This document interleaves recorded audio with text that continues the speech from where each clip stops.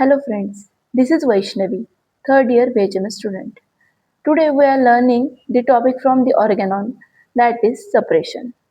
Suppression means क्या होता है? Press down forcefully, मतलब दबाना, प्रेसफुली दबाना किसी चीज को। वो वर्ड कहाँ से डेराइव हुआ है? लैटिन वर्ड सुप्रीमियर से वो डेराइव हुआ है। वो क्या करता है पता है क्या?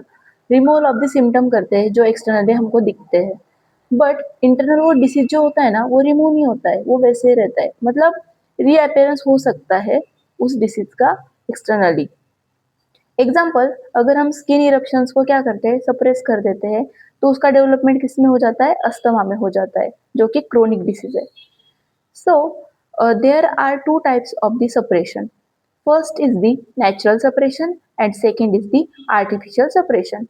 So guys, first the natural suppression, उसमें क्या देखेंगे? जिसमें natural factors affect करते हैं हमारे बॉडी को।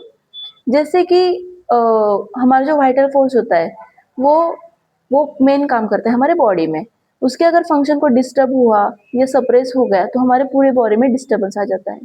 एग्जाम्पल, मेंस्ट्रुएशन सप्रेस हो जाते हैं। कैसे? अगर हम ठंडे पानी से नहाते हैं तो हमारे जो मेंसेस है वो रुक जाते हैं या सप्रेस हो जाते हैं। सप्रेशन ये एक ऐसी चीज है जो हमारे बॉडी से बहुत रिलेट करती है। ह्यूमन बींग का नेचर है, उसके बहुत सारे इमोशंस होते हैं। अगर हम हमारे इमोशंस को भी दबा के रखते हैं, सप्रेस करके रखते हैं, तो उससे भी हमें क्रोनिक डिसीज होने के चांसेस बहुत रहते हैं। और वो जो डिसीज होते हैं वो सिर्फ हमारे जनरेशन तक नहीं रहते, वो हमारे नेक्स्ट जनरेशन को भी अफेक्ट करते हैं। Second type of the suppression is the artificial suppression. It is caused due to the artificial factors which affect to our vital force. So, इसके चार टाइप्स होते हैं। पहला तो artificial separation by the external application. हमारे जो external application होते हैं उसके यूज से भी आर्टिफिशियल सेपरेशन हो सकता है। Second one is the artificial separation by the harmful internal treatments. मतलब आर्टिफिशियल सेपरेशन किसकी वजह से हो सकता है? जो हमारे हार्मफुल इंटरनल ट्रीटमेंट जैसे कि एलोपैथिक ट्रीटमेंट्स होती है, स्टेरॉइड्स होते हैं, केमिकली पावरफुल जो मेडिसिन होते हैं उसकी वजह से भी होते हैं। Third one is the artificial separation of natural secretion of the body. मतलब हमें अगर ओवर स्वेटिंग होती है तो कुछ लोग उसमें स्टेरॉइड्स लेते हैं, और कुछ लोग मेंस्ट्रुएशन के लिए भी मेंस्ट्रुअल डेरिवेटिव्स लेते हैं, उसकी वजह से भी सेपरेशन होता है। Fourth is the artificial separation by the surgical removal of the organs. मतलब सर्जिकली रिमूव करने से भी आर्टिफिशियल सेपरेशन होता है। नाउ हम उसे इलेबोरेट करके देखेंगे। First one is the artificial separation by external application.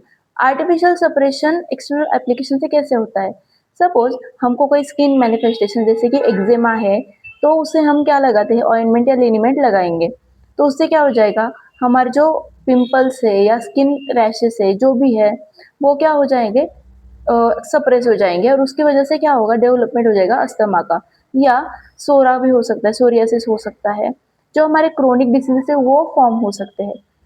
Second one is the artificial separation by harmful internal treatments.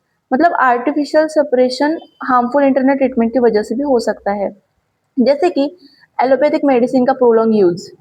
कुछ लोग होते हैं जो नी पेन के लिए स्टेरॉइड्स लेते हैं या प्रोलॉन्ग यूज करते हैं स्टेरॉइड्स का, उनको क्या हो जाता है? आगे जाके रीनल फेलियर हो जाता है या किडनी के प्रॉब्लम्स आने लगते हैं। वो किस वजह से होते हैं? अगर हम एलोपैथिक मेडिसिन लेते हैं तो हमारा जो वाइटल फोर्स होता है वो क्या हो जाता है? वीक हो जाता है। फिर उस वो वीक होता है, मतलब vital force is the main factor of our body who who works for our body. अगर वही डिरेंज हो जाएगा फिर हमारी बॉडी किस पे चलेगी? Now third one is the artificial separation of natural secretion by the body. मतलब क्या होता है? सेपरेशन होता है पर्सपिरेशन का। मतलब हमें अगर ना ऐसे पर्सपिरेशन आते हैं या स्वेटिंग हो रही है तो हम क्या करते हैं? मेडिसिनल पाउडर लगाते हैं, क्यों? ताकि हमें स्वेटिंग ना हो। तो उससे क्या होता है? वो स्वेटिंग बाहर नहीं पड़ती है, वो अंदर ही रह जाती है। और second one is the menses. Menses के लिए हम हार्मोनल डेरिवेटिव्स लेते हैं, तो उस वजह से भी क्या हो जाता है? वो हमारा जो ब्लड होता है वो निकलता ही नहीं है बाहर, वो बॉडी में रह जाता है। और वो जो स्वेटिंग है या ब्लड है मेंस्ट्रुएशन का, वो क्या होता है? हमारा जो मेटाबॉलिज्म होता है उसका वो एंड प्रोडक्ट होता है। अगर वो बाहर नहीं पड़ेगा तो वो हमारे बॉडी को अफेक्ट करेगा, और उसके जो मेन चैनल है वही अगर ओपन नहीं होगे तो वो अलग रास्ता ढूंढेगा अब खुद को बाहर निकालने के लिए। तो उससे क्या हो जाएगा?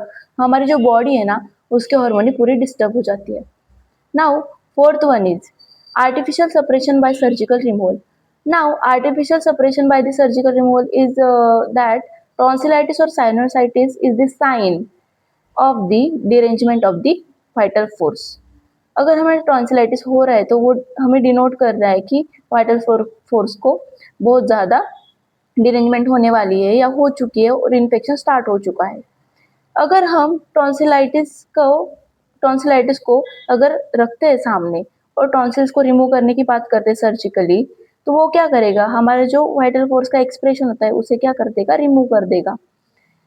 तो tonsillitis is the sign of derangement of the vital force. अगर वही नहीं रहेगा तो हमारे बॉडी में क्या इन्फेक्शन हो रहे हैं, क्या बदलाव हो रहे हैं वो पता नहीं चलेगा। तो it is not good to do. So guys, this is for today. Thank you so much.